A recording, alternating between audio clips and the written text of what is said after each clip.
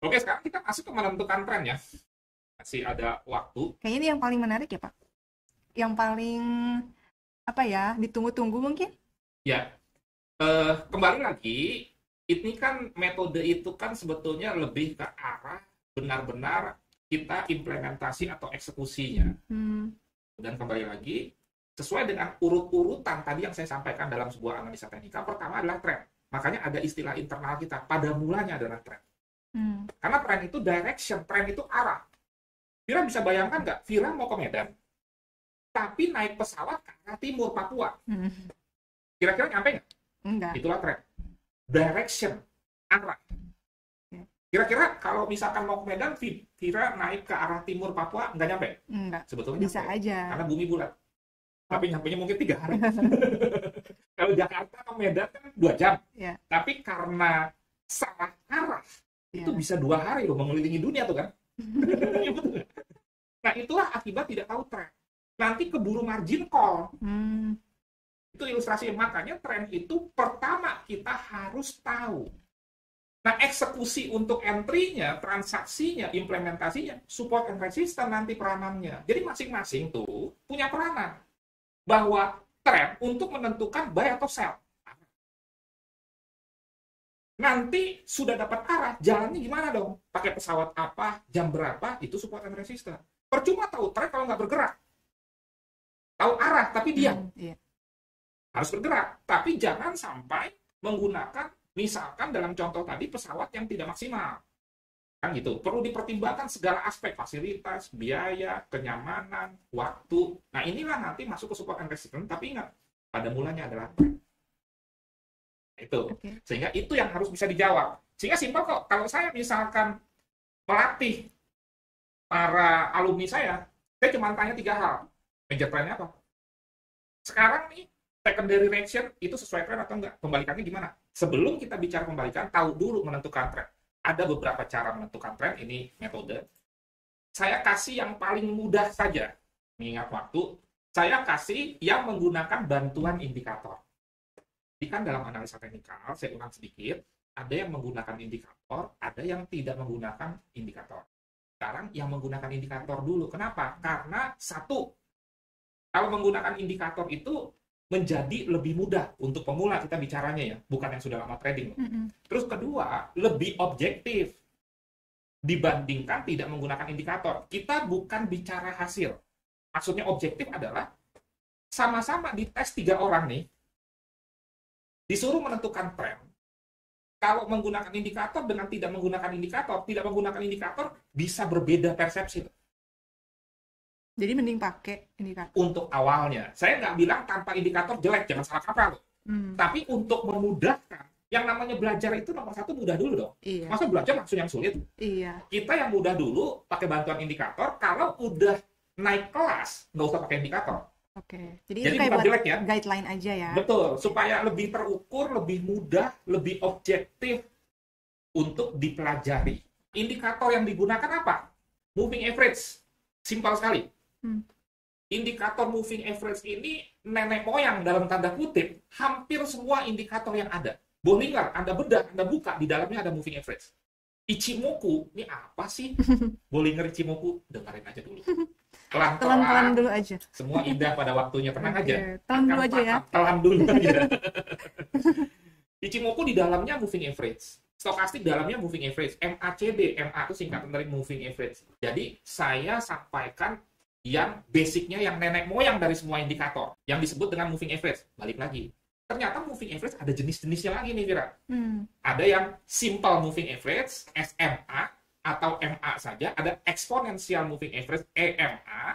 Ada yang weight moving average, WMA. Saya pakai yang mana? Pakai EMA. Kenapa? Mungkin di kesempatan lain saya jawab lebih lengkapnya perbedaan antara SMA, EMA, WMA. Karena keterbatasan waktu, sementara Anda terima saja dulu kita menggunakan EMA. EMA ada periodenya lagi. Hmm. Ada 200, 100, 50, dan lain sebagainya. Itu jumlah data, karena moving average ini statistik. Jadi kalau dikatakan moving average 200 diletakkan di D1, berarti rata-rata pergerakan harga 200 hari terakhir itu digrafikkan. menjadi sebuah garis yang disebut garis moving average.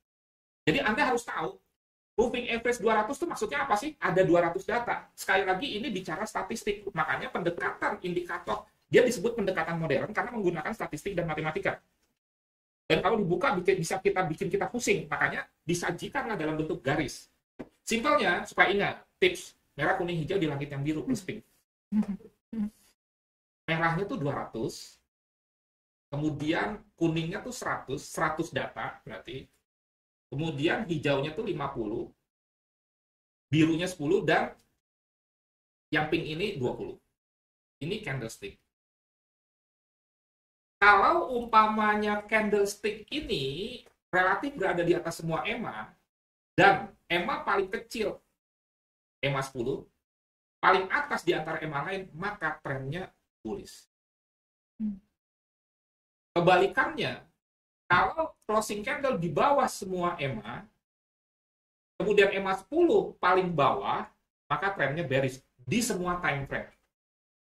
Langsung nih, market open hari ini. Contoh, Euro USD. Bisa Anda perhatikan pada layar kan? Sama. Ya, merah, kuning, hijau di langit yang biru. Ini harga running 1.2113.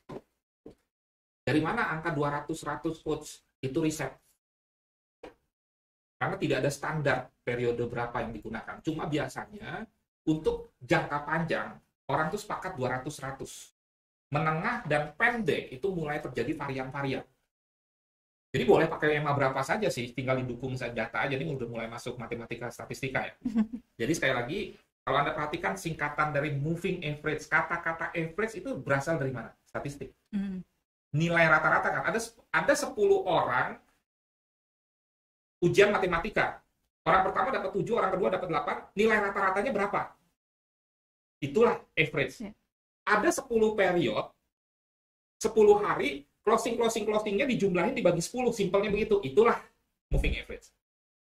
Jadi ada dasarnya. Kalau misalkan sebuah nilai di atas rata-rata 200 anak, berarti anak itu pintar. Dikatakan bullish. Ini gampangnya. Kalau misalkan sebuah nilai di bawah rata-rata 200 anak, berarti orang tersebut bisa dikatakan di bawah rata-rata kata sopan untuk bodoh. Itu bearish. Logik nggak? Bisa diterima nggak? Ini implementasi ke sektor real dan matematika. Jadi kan ada nilai rata-rata 200 anak, 100 anak, 50 anak, 20 anak, 10 anak. Yeah. Oke? Nah ternyata harga running itu harga saat ini, itu nilai matematika seseorang. Kalau misalkan ya nilainya 7, sementara rata-rata 200 anak 6,5, itu candle di atas EMA 200, berarti dia pintar, bullish. Tapi kalau misalkan rata-rata 200 anak 7, ternyata nilai dia 4, boleh dikatakan sementara bodoh, bearish. Jadi kembali lagi ke sini, kalau Anda perhatikan chart, ini kan rata-rata closing candle di atas semua EMA. Saya nggak bilang dia nggak pernah di bawah, tapi rata-rata itu kan artinya kan kebanyakan. Kalau rata-rata 7, bukan berarti semua 7 dong. Ada 6, ada 5, ada 8, ada 9. Tapi kalau Anda perhatikan chart ini, kebanyakan closing candle atau candle, ini candle, itu di atas semua EMA. Dan perhatikan lagi, EMA 10-nya paling atas sementara ini. Makanya ini dikatakan bullish kuat. Tetapi ini lagi turun, Coach. Iya. Kan sudah dibilang bahwa yang namanya tren bukan garis lurus. Perhatikan dari sini, ini trennya naik. Turun. Koreksi. Inilah yang disebut dengan secondary reaction tadi. Dari sini ke sininya, dari sini ke sininya, major trend. Dari sini ke sininya, secondary reaction. Kalau paradigma kita cuma ngelihat ini doang, maka dikatakan trennya turun. Tapi kalau paradigma kita lihat dari sini ke sini, dikatakan trennya naik. Nah, berarti ini di time frame yang lebih kecil, kalau pada bagian ini, dia turun, sementara di time frame yang lebih besar dia naik, berarti ini koreksi. Artinya, dia kemungkinan cuma mau ambil ancang-ancang, kayak kita lompat, supaya lentingannya lebih tinggi, kita nunduk dulu. Itu ilustrasinya. Nah, jadi kalau kita perhatikan, misalkan sampai dengan data saat ini, kalau ini turun nih, Euro USD, ini berarti masih dalam kerangka koreksi dari sebuah tren naik, mengingat kalau kita lihat bagian ini kan naik. Dia bisa ngomong ini turun. Saya bingung nih kalau ini dikatakan turun. Tapi kalau ngomong ini turun betul. Iya. Berarti ini secondary reaction-nya. Ini major trend-nya.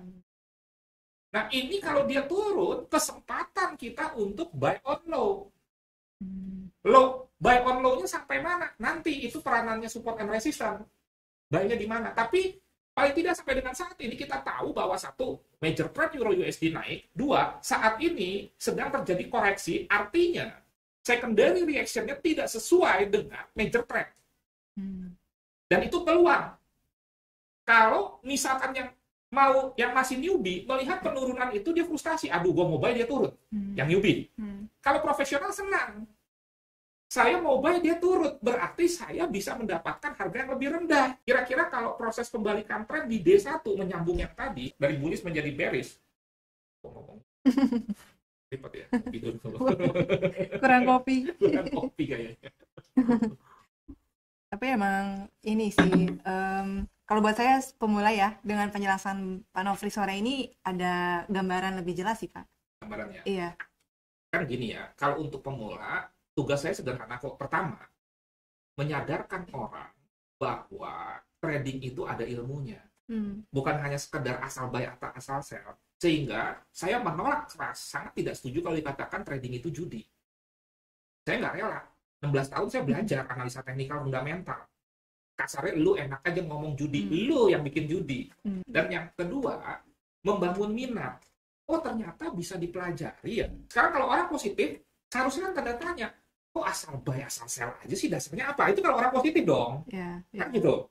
Harusnya nih ada nih ilmunya. Nah begitu ketemu ilmunya, kan menjadi termotivasi. Ini bisnis sekali lagi, apalagi zamannya corona seperti ini ya. Iya ya, bisa dari mana aja ya. Betul. Gitu. Kalau hater sudah pasti bilang ini judi. Betul, betul. Iya. Soalnya sering juga tuh dengar kayak dari ya orang-orang sekitar yang mungkin nggak terjun di dunia trading, emang kadang tuh mengecap trading atau forex saham tuh kayak judi gitu. Padahal memang mereka mungkin belum tahu ilmunya, belum tahu sebenarnya itu ada beberapa teknik yang penting dikuasain dulu ya. Yes. Oke. Nah kembali lagi ke tadi, kita sampai ke bagian ketiga dari sebuah trend. Pembalikan trennya itu gimana? Kan gitu pertanyaannya. Ini kan bullish nih. Pembalikan tren, kembali ke chart, jika ada closing candle di bawah EMA paling bawah ini nih, dan EMA 10-nya jadi paling bawah, itu pembalikan tren. Kapan itu terjadi? Saya nggak tahu, karena saya bukan Tuhan. Ya dong? Nah, tapi kita bisa melihat harga. Misalkan ini, kita lihat harga EMA 200 ini berapa? Nih di bagian ini gitu ya. Misalkan harga EMA 200 1.1926. Ke depan, kalau ada closing candle di bawah 1.1926 dan EMA 10 jadi paling bawah, positif dengan metode menentukan tren kita, Euro USD berubah dari bullish ke bearish. Sehingga lengkap. Anda bisa menjawab 3 target dari sebuah tren. Dan ini bukan satu-satunya cara ya. Nah, ini cara yang termudah untuk seorang pemula. Dan ini bisa di time frame berapapun. Sekarang saya turunkan time frame jadi H4 nih. Tuh. Di H4, ya, di H4, ini mulai terjadi tanda-tanda pembalikan tren, tapi belum sah. Nah, lihat nih. Closing candle kan di bawah EMA paling bawah tuh. EMA 200. Iya. Oke. Tetapi lihat, belum didukung EMA 10-nya belum paling bawah. Nanti kalau kita belajar lebih dalam, di dalam dunia trading ada istilah golden cross, dead cross. Jangan saya nggak terangin sekarang ya, takut pusing nanti. Golden cross, dead cross. Nah itu, jadi memotong 2 garis, memotong ke bawah, dead cross, 2 garis, memotong ke atas, golden cross. Jadi nanti misalkan EMA 10 ini, yang garis biru ini nih, ada chart jadi paling bawah, dia kan memotong EMA 200-nya. Nah itu positif, balik tren di H4 jadi turun. Bisa pakai di H1 nggak? Kita bisa. Kita pakai di time frame berapapun bisa. Di H1 sudah memberikan informasi terjadi pembalikan tren di H1. Kenapa? Lihat. Dari mulai sini nih, closing candle sudah di bawah EMA 10, EMA paling bawah, dan EMA 10-nya udah paling bawah juga. Sudah. Jadi, time frame lebih kecil akan memberikan informasi lebih cepat pembalikan tren. Tetapi pembalikan tren di time frame yang lebih kecil itu tidak pasti membuat pembalikan tren di time frame yang lebih besar. Saya ulang. Kan time frame itu ada D1, ada H4, ada H1. Misalkan di H1, time frame yang lebih kecil terjadi pembalikan tren. Oke, berarti H1 lebih cepat memberikan informasi pembalikan tren daripada H4, ada H4 D1. Di sini jelas ya. Tetapi bukan berarti setiap pembalikan tren di time frame yang lebih kecil, misalkan H1 sudah balik tren nih, jadi turun, membuat pembalikan tren di H4 dan D1 belum tentu.